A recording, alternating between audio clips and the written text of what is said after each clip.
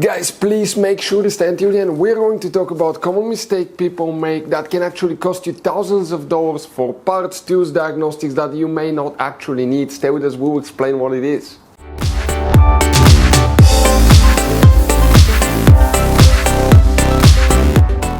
Hey guys, welcome back to Auto Repair guys. Super quick, very helpful video to any of you having a problem where your Mercedes overheats, and we're talking about Mercedes C Class generation W205 guys. Please do not waste your money on parts to diagnostics. It could be super easy fix, and if not performed on time, you can destroy your engine to the point you need the engine rebuilt or replaced. Stay with us. We'll talk what you should always perform, try to do to fix your engine. Now, after that, if you need to buy any replacement parts and tools, guys, we'll share the information in the description of the video below. Check it out and you can see where we get most of our tools and supplies from as well. Let's start on it now. Before we start guys, let us tell you a little bit about us. Every single car we get here at the garage, we try to make at least 200 to 300 free repair videos. We take them completely apart, we show you how to fix pretty much anything. Electronics, engines, computers, transmissions. Why we do all that? Because our mission at the garage here is to save you as much money as we can guys. All we need in return, please guys, subscribe to the channel, like the video, that way we can keep making these free videos. Check out our YouTube channels, we have more than 17,000 free repair videos that can save you thousands of dollars in future repairs. So let's go ahead and start on it now. Guys, multiple things can cause your Mercedes C-Class to overheat. We'll talk about that, what we see quite often in the garage, but the first thing you want to always check is the radiator fan, fuses, relays, and some computer fuses and relays that control the cooling system as well. We'll talk about that first, then we'll explain mechanically and electrically what we see quite often in the garage. Quick advice from us, 9 out of 10 owners of that Mercedes do not know there will be hidden fuse boxes all over the car, like 7 of them. That's why we made a special video on our YouTube channel that's called Mercedes W205 fuse box location in diagram video that can save you thousands of dollars in future repairs. What do we guys need to do first now? Okay, we're working multiple fuse boxes. The first one, we need to open the passenger door. On the passenger side here in the footwell compartment on the right side, let me get a better angle. Right here you have a cover that you remove, and underneath you have a passenger side fuse box with a layout like this one here. Before we guys continue, let's explain quickly why it's always a good idea to test fuses and relays. So guys, let us tell you something really quick guys.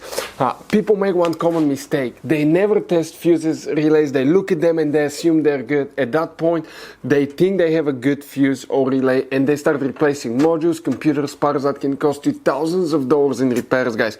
Always test your fuses. You have no idea how many cars we fixed for customers that said, oh, I checked the fuse, everything's fine, but I still have a problem. Now, some fuses are super hard to see if they're burnt or not. Some of them will be really easily accessible. You can clearly see them, but there will be fuses that are not see-through, fuses that may look like they're not burned, but they're actually burned. And often, guys, you can actually even test these fuses. Okay, let me show you now without even removing them, but it's very important to know how to test different fuses and relays.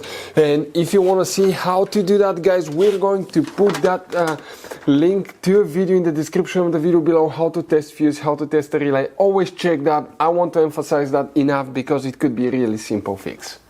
So guys, what we have here now, multiple fuses, relays will need to be checked. First, we're going to start by checking guys fuse number 315. That fuse right here, very important fuse. Then we need to guys, okay, what we need to do, go ahead and open guys the hood. Once you open the hood, we'll be working 2 fuse boxes. The first one is on the right side under that cover, that's on the driver's side.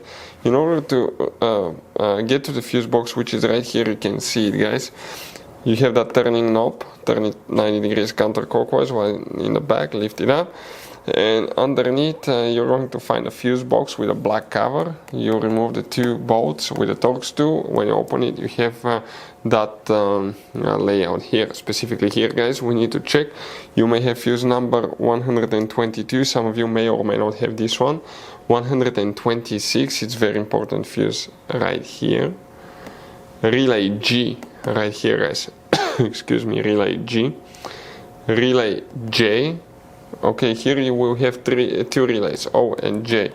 Right here you have 1 relay that you will need to check as well. It's under that cover, a little bitty integrated relay as well guys. Next it gets interesting. Here we're going to open the hood, guys, okay, and on the left side where the jump starter terminal is located, remove that cover, you're going to find the jump starter terminal. That's actually a pre-fuse box. If you look on the back side, you have multiple cables going in and out. This is built-in pre-fuse box. That's super important, guys. If we open that pre-fuse box, you have two different designs depending on the year and the model you have, whether you have auto start-stop function, if it's after certain years as well. But here, what we will, guys, need to check, the first thing, fuse number 3, if you have that fuse box design, you need to check fuse number 3 right here, guys, will need to be checked. Then, okay, let me show you.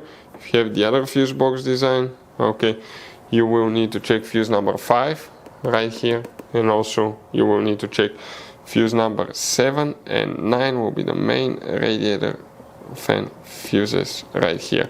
Since you're already here, test all the fuses. Okay, another thing we'll recommend, behind the dash, behind the glove box, inside the dash, we have another pre-fuse box. Okay, and make sure all the fuses here are good as well. Test those too, because it could be a hidden fuse, guys, like that most people do not know it even exists. If, guys, you check these fuses relays, it still overheats. Okay, you will need to now start looking at something. Make sure the engine cools completely. Let it sit one night. Next morning, check the coolant level. Low coolant level can cause the engine to overheat. If you recently replaced water pump, thermostat, radiator, hose, coolant temperature sensor, anything that required draining coolant and adding coolant, if you guys did not bleed the cooling system, very likely your engine will overheat. You always have to bleed the cooling system after draining and filling the coolant. If not, you will end up having an air pocket in the engine that will prevent coolant to flow through the engine, that will cause it to overheat. We have multiple videos on our YouTube channels how to bleed cooling system on a car. Check it out, it will teach you how to do that. Very important to know how to do it. Certain vehicles follow certain procedures. Next, guys, make sure you use good quality coolant. Make sure it's not just water or very diluted coolant, because okay, if it's too diluted, it has the protection chart and everything up to what kind of temperatures it works correctly. Another thing, check radiator cap. Radiator cap, okay, it's supposed to hold certain pressure in the cooling system. If it fails, that can cause it as well. Next, guys, the water pump on most cars, excluding the C Class, guys, is driven by a belt. So you need to make sure that the belt didn't break or fall off. Never put your fingers next to it in the pulleys, because if they get stuck in the belt and the pulleys, you can lose your fingers. Now, belt that broke or came off will cause overheating, because let me show you the water pump. It's right here, guys. It's driven by the serpentine belt. You see, this is the pulley right here of that water pump, and it's quite complicated water pump design, by the way. Let me show you now. Okay, but yeah, it's right here. You can see the pulley, guys. Now, bad water pump can cause overheating too, guys. Okay, bad water pump can easily cause overheating. Another thing that we need to check is your thermostat. And when you buy thermostat, don't go cheap. Usually we go with original or German ones, like the bear one is the one actually that supplies the BMW ones as well, Mercedes too. But thermostat that fails, okay, can easily cause overheating. This is probably one of the most common things we see at the garage, thermostat that's stuck close. So if you want to know what are the symptoms of bad thermostat stuck close, we'll have videos on the channel, and how to test thermostat on a car. It's very important. You can test it, that way you don't have to waste your money. Next, you tested everything, guys. Okay, water pump's good, coolant, bleed the cooling system, fuses, relays. Next, you need to test your radiator fan, and radiator fan control module of the fans will have different speeds. Okay, so test it as well. And if you want to see how to test radiator fan, it's not very complicated. After that, what you guys need to do, test coolant temperature sensor. If the coolant temperature sensor is not reading correctly, it can send the wrong information to the engine computer. So test coolant temperature sensor as well. This is another thing that we see here at the garage. Guys, it could be other things too. You hope it's not big mechanical things like a blown head gasket, cracked cylinder head or engine block, because that will be very expensive repair. For any of you that want to know the symptoms of bad head gasket, we have the video on the channel. Check it out. Hopefully that's not the case, but check these symptoms, okay? because if you fix it sooner, okay, you may be able to rebuild the engine. If you wait, you may need to replace the whole engine, which could be even more expensive, but those are some of the most common things we see here at the garage. Guys, quick advice. Now, that generation Mercedes, it has all kinds of different fuses and relays. I want to show you some of them. Those are super special ones as well, guys. And those pre-fuse boxes as well. Check it out. You will have a great variety of fuses, relays. So, by the way, if you guys want to buy any replacement parts, tools, fuses, we'll recommend to keep some spare ones in the glove box for a peace of mind.